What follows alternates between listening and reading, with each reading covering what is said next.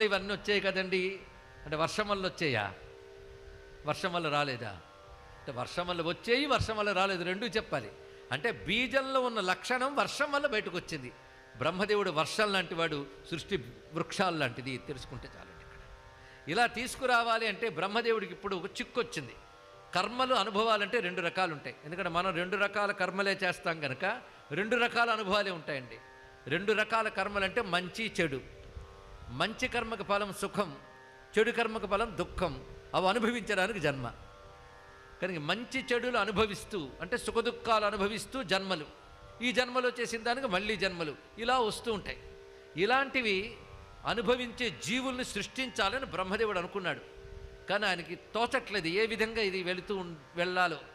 ఏమీ తోచకపోతే ఒక పని చేయాలి, కళ్ళు మూసుకుని భగవంతుడిని ధ్యానించాలి. అప్పుడు ఆయనే తోచేలా చేస్తాడు. అదే ధియోయోన ప్రచోదయాత్ గాయత్రి మంత్రార్థం.